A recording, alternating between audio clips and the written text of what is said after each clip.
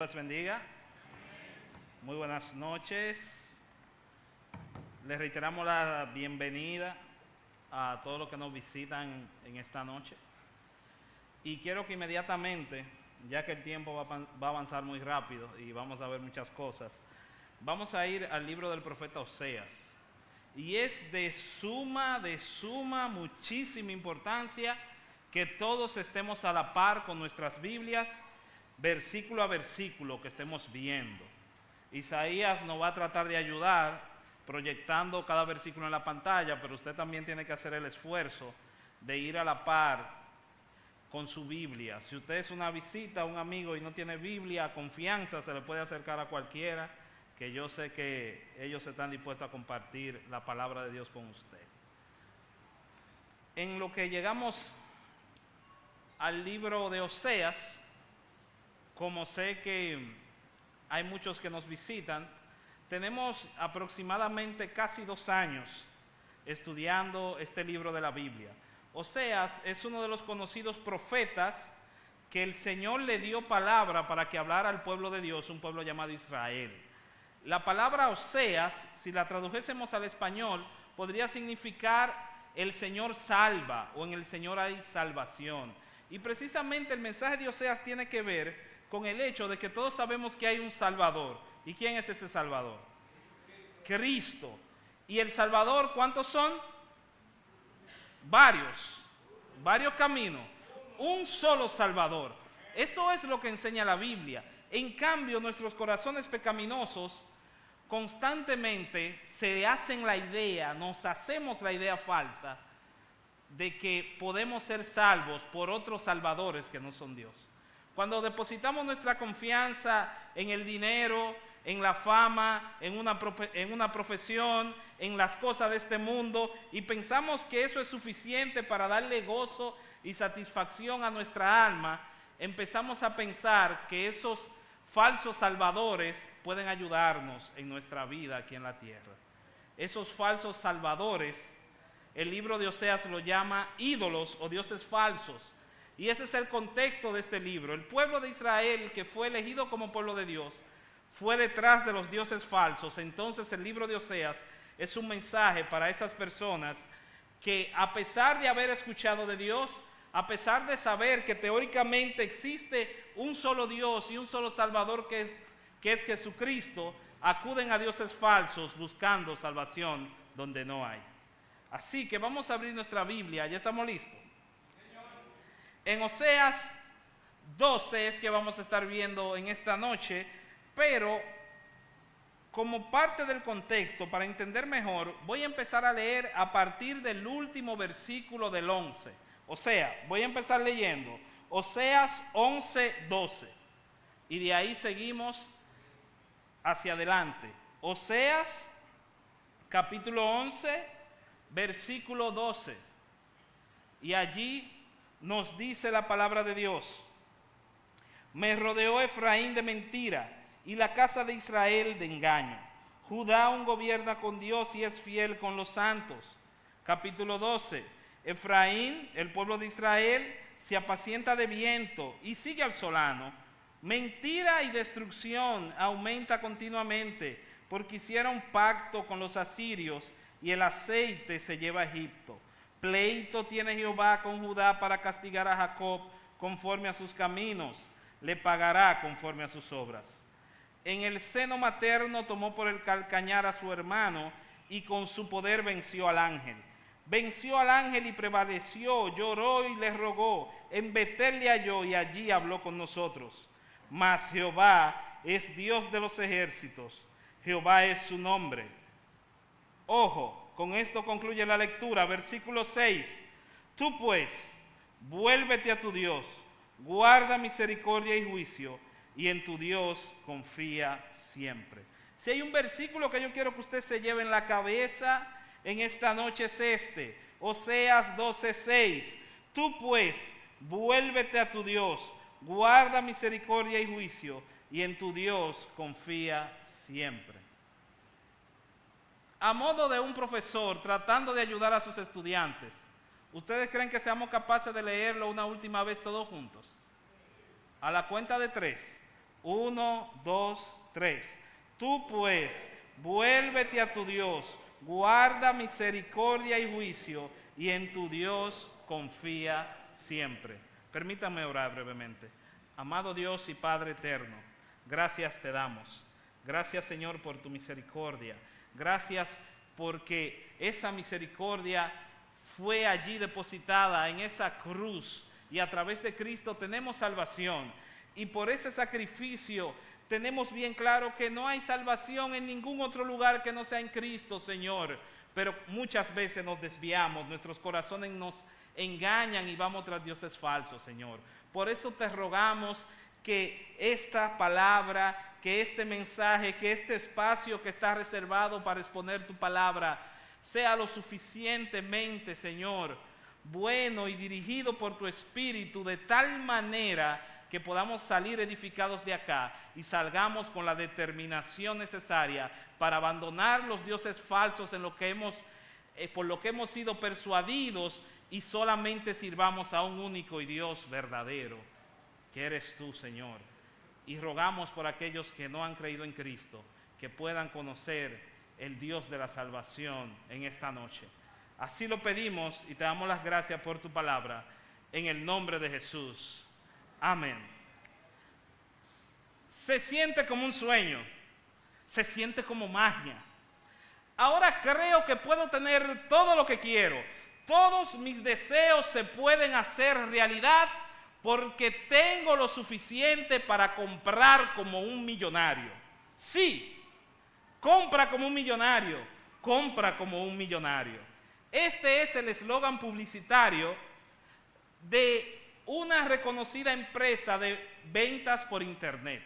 Ellos venden toda clase de productos por internet, y ellos le venden la idea a nosotros los consumidores que si tú compras en su página de internet podrás comprar como todo un millonario. Podrás adquirir todas las cosas que puede tener un millonario, pero a precio asequible. Y esta idea de que si tú pudieras tener todos los recursos que tiene un millonario, si tú logras vivir así, tu vida estaría resuelta. Y por eso te ofrecen la maravillosa oportunidad de comprar como un millonario. Qué bonito suena.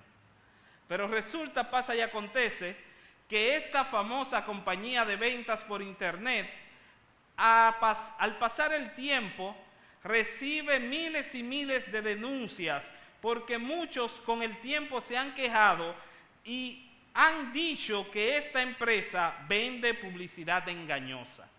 Y esta publicidad engañosa dicen que tiene que ver por una presunta mala calidad que tienen todos los productos que venden en esta página de internet. Pero a mí de manera particular, yo entiendo que el mayor engaño en esta publicidad no está en la calidad de los productos que ellos venden. Creo que más bien la falsa publicidad y la publicidad engañosa tiene que ver con la falsa idea de que ser un millonario es un sueño mágico y fantástico, y si tú logras eso, entonces podrás vivir feliz y una vida plena. Hoy vamos a aprender, hoy vamos a ver cómo vivir a la luz de la verdad del Dios verdadero. Discúlpame si te quito la venda, discúlpame si te tumbo un santo en esta noche, pero déjame decirte que la verdad es que tú y yo no fuimos creados para ser millonarios. No fuimos creados para que todos nuestros sueños se cumplan y se hagan realidad de forma mágica. No fuimos creados para que se cumpla esta falsa publicidad que nos venden por internet. Nosotros no fuimos creados para satisfacer todos los deseos de nuestra alma. Nosotros fuimos diseñados y creados única y exclusivamente para disfrutar de Dios. Fuimos creados para disfrutar de Dios, para disfrutar de Dios para siempre. Y esa debería ser la razón de nuestra existencia, vivir disfrutando de la presencia de Dios. Pero cuando por un instante, por un momento, tú piensas que puedes vivir tu vida alejado de Dios y disfrutarla, has caído en publicidad engañosa. En la publicidad engañosa del mundo, que nos vende la idea de que puedo venir a un culto, cumplir con una liturgia, tomarme un pedazo de pan, cantar un corito y vivir una vida ajena a Dios y me va a ir bien.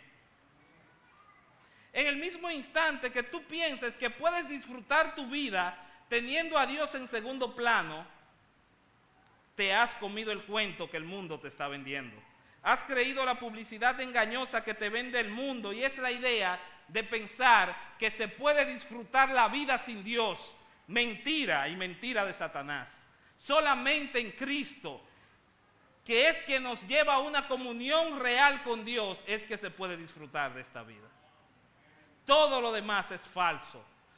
Todo tipo de vida o toda manera en cómo tú puedas vivir la vida, si vives tu vida disfrutando más de las cosas materiales, de las cosas de este mundo que de Dios, estás viviendo una vida falsa. Y hoy yo quiero que tú recuerdes que solo la verdad del Dios verdadero puede impedir que vivamos la mentira que nos ofrecen los dioses falsos. Solo la verdad del Dios verdadero puede impedir que vivamos en la mentira que nos ofrecen los dioses falsos. Este capítulo o este trozo de la Biblia que leímos, bien pudiéramos dividirlo en esta noche en dos partes. Vamos a ver en una primera parte la vida falsa que ofrecen los dioses falsos. Y en una última y segunda parte, la verdad que nos brinda el Dios verdadero. La vida falsa que ofrecen los dioses falsos. ¿Y cuáles son esos dioses falsos?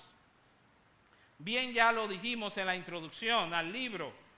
Son todos esos salvadores falsos que pensamos erróneamente que pueden darle sentido a nuestra vida. Todo aquello, déjame decírtelo así, toda persona, animal o cosa que tú ames más que a Dios, ese es tu Dios falso. Todo aquello en lo que tú encuentras más deleite y más disfrute que en Dios, ese es tu Dios falso. Y esta es en la mentira que había caído el pueblo de Israel. El pueblo de Israel pensaba que podía vivir bien relacionándose con el Dios verdadero y con los dioses falsos al mismo tiempo. Pasa, sucede y acontece que en el tiempo que se escribió la Biblia, sobre todo en el tiempo que se escribe el libro de Oseas, los dioses falsos eran representados en figuritas. Ellos hacían figuras de barro, hacían figuras de madera, hacían figuras de piedra, y esos representaban sus dioses falsos a los cuales ellos le hacían cultos aberrantes. En cambio, nuestros dioses son más modernos. No son de piedra, ni de barro, ni de cartón. Son verdes, son billetes. Son relaciones pecaminosas que nos dañan. Somos nosotros mismos que nos hemos puesto en el lugar de Dios y nos hemos adorado a nosotros mismos. Cualquier cosa que ames más que a Dios, ese es tu Dios falso. Hoy los dioses falsos son electrónicos, son redes sociales, son cuentas de plataformas, de ver series. Esos son los dioses falsos de nosotros hoy, los que nos hacen vivir una mentira, pensando que tener un plan de internet full y compartir todo tipo de videos y contenido puede darle sentido y satisfacción a mi vida, cuando eso es algo que única y exclusivamente lo puede hacer nuestro Señor. ¿Cómo vivían estas personas esta vida falsa? Versículo 11, 12. El último del 11 que leímos. Oseas, capítulo 11, versículo 12. Dice el profeta: Efraín, para referirse al pueblo de Israel del que hemos estado hablando, me rodeó de mentira, hizo un muro de mentira y la casa de Israel de engaño.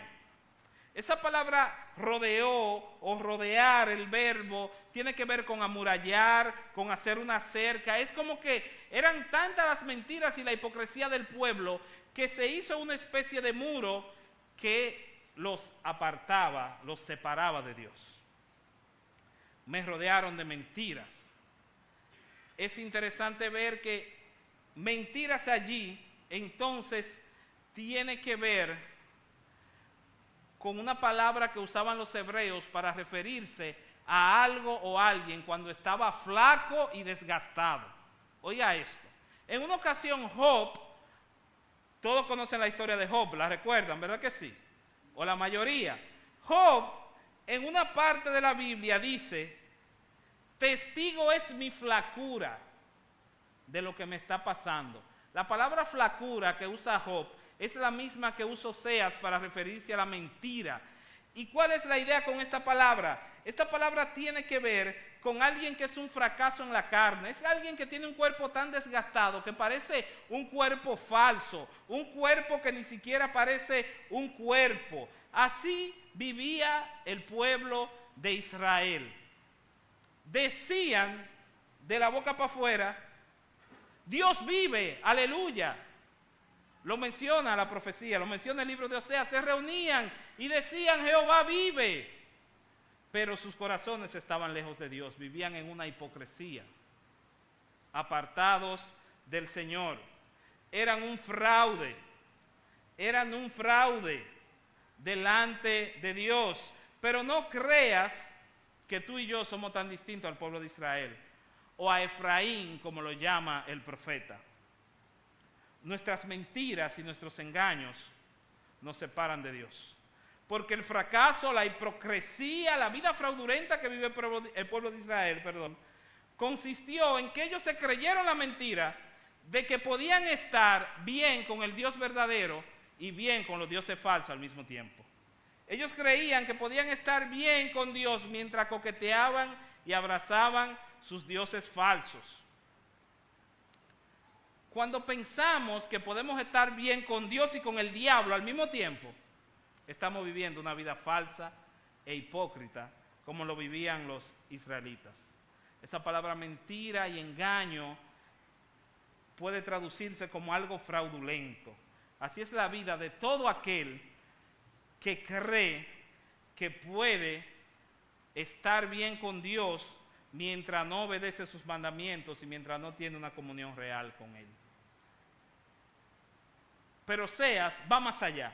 Oseas dice que el que vive una vida fraudulenta de esa manera es como quien intenta atrapar el viento e intenta sostenerse de eso. Mire Oseas, el primer versículo del capítulo 12. Mire qué ilustración tan llamativa. Efraín, para referirse al pueblo de Israel, mire cómo dice, Efraín se apacienta ¿de qué? De viento y sigue o persigue al solano. Déjeme explicarle, ¿qué es el solano? El solano se refiere a un viento que venía en verano. El solano es como una brisa caliente. Es decir, ambas ilustraciones se refieren al viento. Pero, ¿qué es lo que llama la atención acá? Que Efraín se apacienta de viento, se apacienta de brisa. ¿Y qué es apacentar? Bueno, apacentar es lo que hacen los pastores con las ovejas. Apacentar tiene que ver con alimentar y cuidar. Dicho de otra forma, ¿qué es lo que dice el versículo? Que el pueblo de Israel vivía una vida tan falsa, tan hipócrita delante de Dios, que era como tú intentar comerte el viento y pensar que tú vas a estar satisfecho con eso. ¿Me entendió? Imagínense que yo llegue a mi casa hoy y cuando yo llegue a la casa le pregunte a mi esposa, ¿qué me guardaste de cena? Y ella me dice, mira, te tengo un delicioso manjar de brisa en un plato. Te tengo un vaso lleno de aire para que lo baje entonces y para que complete. Es como intentar saciarse con el viento. Así es cuando tú intentas vivir a tu manera, vivir alejado de la palabra de Dios, vivir sin obedecer a Dios y pensar que tú estás bien con el Señor. Así es cuando tú piensas que puedes vivir haciendo lo que te da la gana y puedes estar bien con Dios al mismo tiempo. Por eso sigue diciendo el pasaje que mentira y destrucción aumentan continuamente. Pues si tú persigues tus dioses falsos, lo que te va a perseguir a ti es la mentira y la destrucción. ¿Y por qué el autor está tan seguro de que esto tiene que ver con que ellos le dieron la espalda al Dios verdadero para seguir los dioses de este mundo y las cosas mundanas? Él da la respuesta al final del versículo. Dice, ¿por qué? Porque hicieron pacto con los asirios y el aceite se lleva a Egipto. ¿Qué pasa?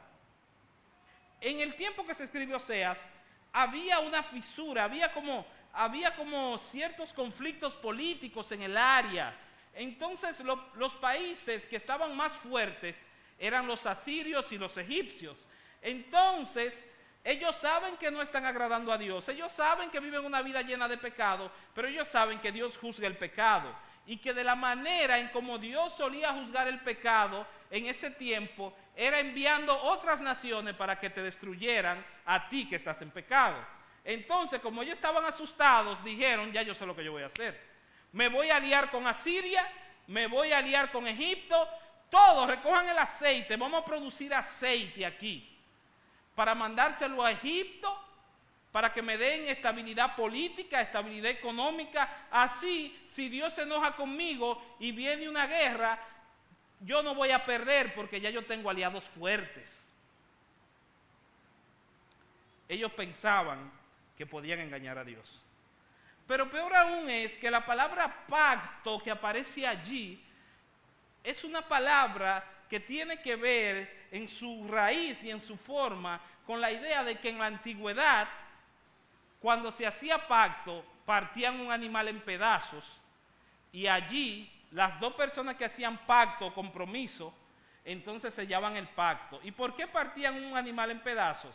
La idea era que si uno de los dos fallaba el pacto, esa persona que faltara en el compromiso, si fallaba, lo iban a partir en pedazos como ese animal. ¿Usted me entiende cómo era que funcionaba la cosa antes? O sea, los malapagas se la iban a ver fea en ese tiempo. Si tú acordabas que iba a pagar 100 pesos el 30 y no lo pagaba, te iban a mochar en pedazos como ese animal. Pero así de serio, como eran los pactos en la antigüedad, esa misma palabra la usa el Señor en varias ocasiones para referirse al pacto que tenían con el pueblo de Israel. Dios había hecho pacto con este pueblo. Este pueblo tenía la responsabilidad de vivir en una relación estrecha con Dios, pero no fue así. Ellos pensaban que el dinero y la política los iba a salvar, porque los egipcios tenían dinero y los asirios tenían fuerza política. Pues déjame decirte, querido hermano, querido amigo, los políticos ni el dinero salvan el alma, solo Cristo salva el alma. No te asustes, no le coja presión a políticos, no le coja presión a sistema, porque si tú eres creyente, al único que le debemos lealtad es a nuestro Dios. No es a los políticos, ni al sistema, ni a nadie, sino única y exclusivamente a nuestro Dios. Pero por vivir así, pendiente a las cosas materiales y mundanas y a los ídolos de este mundo, pleito tiene Jehová con Judá para castigar a Jacob conforme a sus caminos. Eso es lo que dice el versículo 2 del capítulo 12. Ahora bien, en esta segunda y última parte, vamos a ver cuál es la verdad del Dios verdadero. Acá el profeta hace como un contraste entre un personaje de la Biblia llamado Jacob y el pueblo de Israel. Jacob era el patriarca. De allí, de Jacob, es que sale todo el pueblo de Israel. Entonces, él les quiere hacer ver el profeta de manera positiva cómo Jacob sostuvo una relación con Dios, mientras que el pueblo de Israel, que eran los hijos de Jacob, la descendencia de Jacob, se apartó completamente del Señor. Y vamos a ver este contraste. En ese contraste vamos a ver dos ideas. Y es que la verdad de Dios, en primer lugar, se experimenta relacionándose con Dios. Mire versículo 3. Él está hablando de Jacob. Versículo 3, capítulo 12. En el seno materno tomó por calcañar a su hermano. Esta es la manera en cómo nace Jacob. Y con su poder venció al ángel. A este Jacob en una ocasión se le apareció un ángel y luchan. Eso está en el libro de Génesis. Muchos conocen esa historia. Versículo 4. ¿Qué hizo Jacob con el ángel? ¿Qué pasó? Venció al ángel y prevaleció. Lloró y le rogó en Betel, en un lugar precisamente que significa casa de Dios, donde años después el pueblo de Israel iba a usar ese mismo lugar para adorar a sus ídolos. Allí se le apareció el ángel. Jacob fue el patriarca de los israelitas y en una situación muy especial se le aparece este ángel que es conocido como el ángel de Jehová. Escuche bien, al decir que este ángel es conocido como el ángel de Jehová, quiere decir que se entiende que este ángel era el mismo Dios. Génesis 32, 28, cuando esta batalla termina, dice, y el varón, para referirse al ángel, le dijo, no se dirá más tu nombre Jacob. Jacob significaba suplantador, engañador, estafador. No te vas a llamar así, ahora te vas a llamar Israel. Porque has luchado con ¿quién? Con Dios y con los hombres y has vencido.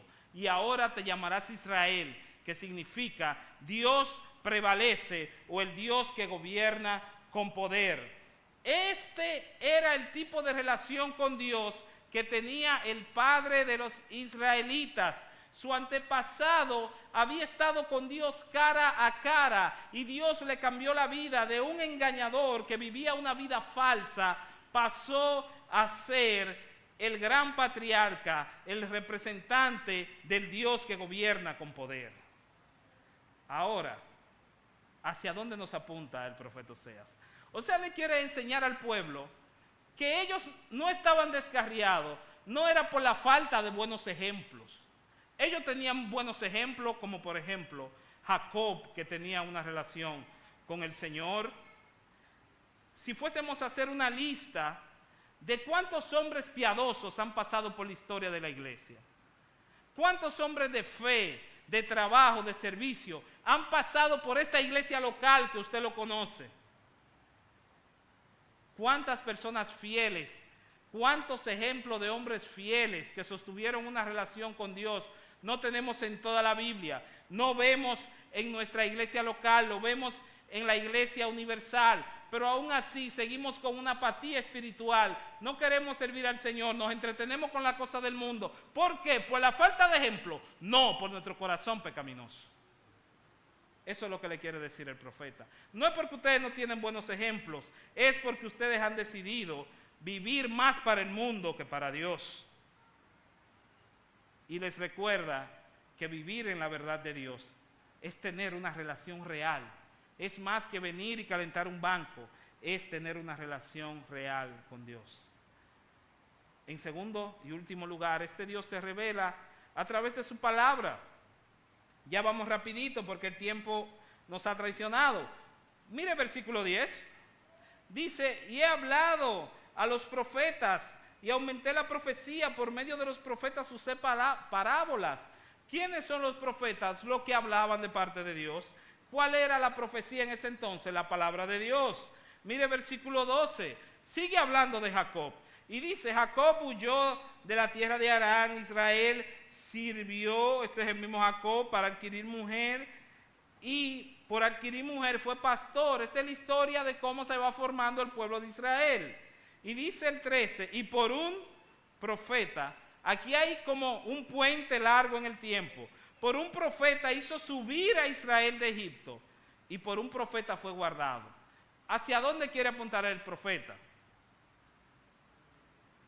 Que por la palabra de Dios, la palabra que dieron esos profetas fue la palabra de Dios. Y por la palabra de Dios fue que ese pueblo fue guardado. Y ese pueblo prevaleció en el tiempo. Y ese pueblo aún sigue siendo guardado en la actualidad. y las promesas de Dios se cumplieron y se seguirán cumpliendo porque la palabra de Dios es fiel.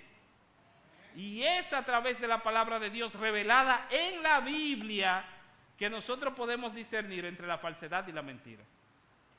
¿Tú quieres dejar de vivir una vida falsa detrás que se caracterice por vivir detrás de los dioses falsos? Necesitas conocer la verdad de Dios. Necesitas vivir la verdad de Dios. Es que cuando la verdad de Dios, que es su palabra, cuando su palabra no tiene ninguna relevancia en lo que yo digo, en cómo yo me he visto, en cómo yo actúo, en mi toma de decisiones, cuando la palabra de Dios no tiene ninguna relevancia en las conversaciones que yo tengo en el trabajo, en cómo yo me comporto al lado del vecino, cuando la palabra de Dios solamente es un librito que venimos y abrimos aquí en la iglesia y después yo lo cierro y me olvido de él. Cuando la palabra de Dios es echada a un lado, viviremos una vida falsa e hipócrita delante de Dios. Si tu relación con la palabra es nula, tú solo eres un camuflaje de un cristiano. Ahora, ya en último lugar, después de presentar el ejemplo positivo de Jacob, el profeta va a poner la cereza del pastel y le va a dar la clave, el truquito para que el pueblo de Israel aprenda a vivir conforme a la verdad de Dios, aprenda a vivir conforme al Dios verdadero y para que nosotros hoy también sepamos cómo agradar a este Dios verdadero y dejemos a un lado nuestros ídolos falsos. Aquí en último lugar, el profeta nos va a mostrar cuál es la demanda de Dios para su pueblo y cuál es la demanda, lo que Dios quiere de ti y de mí en esta noche. ¿Cuál es la demanda? Arrepentimiento, piedad y confianza. Arrepentimiento, piedad y confianza. Lo leímos todos juntos. La demanda es lo que tenemos en Oseas 12:6. Vuélvete a tu Dios, guarda misericordia y juicio, y en tu Dios confía siempre. Este versículo podemos dividirlo en esas tres palabras: arrepentimiento, piedad y confianza. Eso es lo que Dios quiere de ti. Dios quiere arrepentimiento. Dice, vuélvete a tu Dios. Ese término, volverse a Dios, en el Antiguo Testamento, sobre todo en el lenguaje profético, se refiere a la idea de que yo voy camino hacia el mal, voy camino hacia el infierno, voy camino hacia mis propios deseos, pero entonces Dios con su misericordia me jala, yo doy la vuelta y digo, no, allá no me conviene, yo sigo el Dios de verdad, el Dios de justicia, el Dios de salvación, y me devuelvo. Eso es arrepentirse. ¿Se dan cuenta? No es un simple sentimiento, yo vengo, lloro una lagrimita, Señor, perdóname, y sigo viviendo mi vida pecaminosa. Eso no es arrepentimiento según la Biblia. Arrepentimiento es devolverte de tu camino pecaminoso. Y esa es la demanda, arrepiéntete, vuélvete a tu Dios. Pero, ¿cuál es el problema de nosotros los pecadores? Mira cómo dice el versículo 7 y 8. No se preocupen, falta poco. El mercader tiene en su mano peso falso. Señores, los billetes falsos no es cosa de ahora. El mercader tiene en su mano peso falso, al que se está refiriendo a las balanzas que ellos la cargaban. Usted tiene la idea de lo que es una balanza, ¿verdad? Una balanza, un instrumento parecido a los pesos que nosotros usamos para pesarle el arroz, la harina, etc. Entonces, había unos tiguerazos, porque los tigres han existido todo el tiempo de la historia. Había unos tiguerazos que truqueaban la balanza para que el que fuera a comprar le pesara más y ellos cobrar de más. Entonces, ante este fraude que hacían esos tiguerazos, ¿qué dice versículo 8? Ante el fraude de Israel, Efraín dijo, ciertamente he enriquecido, he conseguido cuarto, he hallado riqueza para mí, tengo money con mi trabajo, pero engañando a los otros. Y mira cómo dice, nadie hallará iniquidad en mí, ni pecado en todos mis caminos. ¿Ustedes creen que puede existir una persona en este mundo que pueda pararse con el pecho en alto y decir, no ha habido nunca iniquidad ni maldad en mi camino? ¿Quién se atreve a levantar la mano para decir que nunca ha pecado y nunca le ha fallado a Dios? Pues todos pecamos, caemos constantemente. Muchos de los que están acá saben dónde vivo. Y para los que no saben dónde vivo, donde yo resido es una calle de una vía. Ahora bien, yo he mencionado esto varias veces. Cuando yo salgo de mi casa cada mañana, yo tengo que cruzar la calle. Es de una sola vía. Se supone que para yo cruzar, yo debería ver en una sola dirección. Ahora, ¿cómo usted cree que yo cruzo la calle cada vez que la cruzo? Oh, y si es de una sola vía, ¿por qué yo miro para los dos lados? ¿Por qué yo miro para los dos lados si es de una sola vía? ¿Usted sabe por qué? Porque siempre hay un loco que se mete en vía contraria. Siempre hay un imprudente que se mete en vía contraria. Procure usted no andar en vía contraria a lo que Dios dice en su palabra, porque puede chocar y estrellarse mal chocado, ¿usted sabía? Pero hay algo que es peor, y aquí es donde quiero hacer el énfasis. Como yo vivo muy cerca del centro de la ciudad, muchas veces hay turistas o personas que vienen de otra ciudad a hacer turismo acá, y como no conocen o no ven la señalización de la calle, suelen entrar en su vehículo en vía contraria, pero ellos no saben que van en vía contraria. Entonces, ellos aceleran su vehículo y van a toda confianza porque piensan que van en el camino correcto. Ese es el peor tipo de engaño y la peor manera de vivir la vida, como lo vivían los israelitas, pensando que ellos estaban en la dirección correcta cuando iban camino a su perdición. Qué triste es cuando pensamos que vamos en la dirección correcta y vamos lejos de Dios. Hay caminos que al hombre le parecen derechos, pero su final es camino ¿de qué? De muerte. Necesitamos arrepentimiento, cambiar de dirección, cambiar de mente. Y esto solamente puede ocurrir cuando venimos de corazón delante de Cristo y aceptamos que somos pecadores, que todos fallamos. En segundo lugar, necesitamos piedad. Dios demanda piedad. En este caso, piedad es la combinación de guardar misericordia y juicio. Lo ve ahí, versículo 6, guarda misericordia y juicio. La palabra misericordia allí bien pudiera traducirse de parte, tomándolo del original, como amor incondicional. Decía Timothy Keller en una publicación que vi de un amigo mío hace un rato, uno no se enamora, uno se compromete a amar. Eso es la palabra misericordia.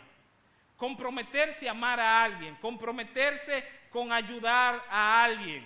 Eso es lo que Dios demanda, pero no solo demanda que tú ames al prójimo, sino que dice que tienes que hacer juicio. La palabra juicio ahí es hacer lo recto, hacer lo correcto. En resumida cuenta, obedecer la palabra de Dios. Entonces, cuando yo amo al prójimo y obedezco la palabra de Dios, cuando yo obedezco en amor, cuando yo con el poder del Espíritu Santo, guiado por el Espíritu Santo, puedo obedecer el gran mandamiento de amar a Dios sobre todas las cosas y de amar a mi prójimo, entonces seré piadoso. Ellos no amaban a su prójimo, ellos estafaban al prójimo. En cambio, el Señor, a pesar de todo, quiere que confiemos en Él. La última demanda es, confía en tu Dios. ¿Cuándo? Siempre. Véalo ahí, versículo 6. Confía en tu Dios siempre. La idea de esa palabra, confiar ahí, es entrelazar, es unir. Por ejemplo, en Génesis, cuando dice que el Señor juntó las aguas, es la misma palabra que aparece ahí. Y la idea es de algo que se entremezcla, que se entrelaza de una manera tan profunda que se vuelve una sola cosa. De manera técnica, esta palabra es usada para referirse a un esperar con expectativa. El Señor quiere que confiemos en Él. Que no seamos como el pueblo de Israel, que mira, dice el versículo 11, que ciertamente ellos han sido vanidad. En Gilgal, uno de los lugares de hacer sus cultos, sacrificaban bueyes en sus altares, que son como montones de surco en el campo, y estos bueyes no los sacrificaban para Dios, sino para sus dioses falsos. Ellos no confiaban en Dios, ellos confiaban más en sus ídolos, por eso vivían una vida falsa. En cambio, Cristo murió en una cruz para que tú hoy puedas tener comunión con Dios, para que tú te puedas entrelazar, unirte con Dios y puedas confiar en Él, para que puedas esperar con expectativa. ¿Y cuándo debemos confiar en el Señor? Siempre. La palabra siempre aquí es prolongadamente, diariamente, constantemente. Cada día necesitamos de la gracia de Dios. Cada día necesitamos de Dios. Termino con esto. Hace unos años me invitaron a una boda. Regularmente las bodas son memorables por la ceremonia quizás, por el vestido de novia quizás, o quizás por el beso que se dieron los amantes cuando terminó la actividad. Pero esta boda fue muy especial, porque esta boda fue memorable por el bizcocho de bodas. Sucede que en esta boda pasó algo muy peculiar. A la hora de repartir el pastel de bodas, el bizcocho de bodas, la madre de la novia reparte bizcocho y reparte bizcocho, entrega un pedazo y entrega otro, y se va dando cuenta que aunque reparte y reparte, aún queda un buen pedazo de bizcocho. Aquí no fue la multiplicación de que el milagro, que el vino, que el agua se volvió en vino. Aquí el milagro parecía la multiplicación del bizcocho. Entonces, la madre de la novia, al ver que había tanto bizcocho, decidió darle bizcocho primero a todos los que vivían lejos, para entonces dejar la mayor parte para la familia cercana. Luego que despidieron a todo el mundo, quedaban 2 plantas de pastel para repartirlo en toda la familia, con toda la familia. Cuando viene esta mujer muy contenta porque hay bizcocho para comer y para llevar y que va a sobrar, y cuando va con su cuchillo, algo no cuadra. Algo no cuadra. El pastel no se parte, no se siente como un bizcocho, al contrario, suena como un pedazo de madera. ¡Ay, qué problema, mis hijos! No le hemos dado bizcocho a nadie de la familia, ni siquiera a los novios. ¿Y qué pasó? Este bizcocho que sobró realmente son de los llamados bizcochos de camuflaje, o conocidos como bizcochos falsos. Estos son unos bizcochos que se preparan en madera, unos cilindros, y tú lo cubres con suspiro y lo decoras para que el bizcocho se vea más grande para la foto, pero en el fondo era un bizcocho falso. Un bizcocho que no satisfacía a nadie, que no le iba a dar de comer a nadie. Lamentablemente, cuando tú piensas que puedes satisfacer tu vida sin Dios, tú eres como ese pastel de bodas falso. Eres un camuflaje. Para recordarle al pueblo cuál era su propósito, que era tener una relación con Dios, el profeta usa la ilustración de Jacob. Jacob entendió su propósito precisamente en ese verso que leímos, cuando su nombre le fue cambiado. Porque cuando tú entiendes tu propósito, tú entiendes para qué estás hecho. Tú entiendes cuál es tu rol aquí en la tierra. No sé si alguna vez usted se ha pensado, ¿para qué Dios te creó? ¿Para qué estás aquí en esta tierra? ¿Usted piensa que Dios nos creó porque Él estaba solo en el universo y no tenía con quién hablar ni con quién compartir? ¿Por qué Dios nos crea? La misma obra de creación es una obra de gracia, porque Dios nos creó para compartir de Él mismo con nosotros.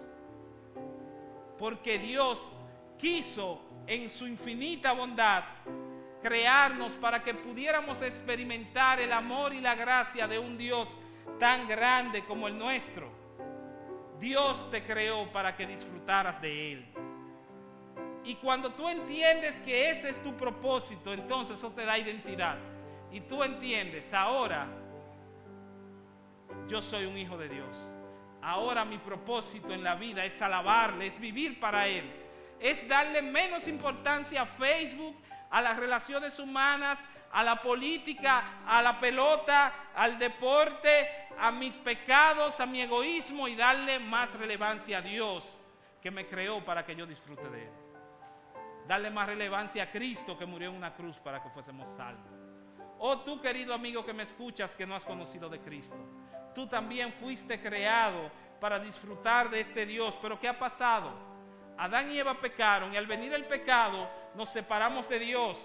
Y al estar separados de Dios por tu pecado, por tu maldad, por tu egoísmo, como estás separado de Dios, no puedes disfrutar de Él. Por eso te pones triste, por eso viene la amargura a tu alma, por eso nada te sacia, por eso hay un vacío en tu corazón que nada lo llena. ¿Por qué? Porque solamente Dios puede llenar el hueco que tenemos dentro.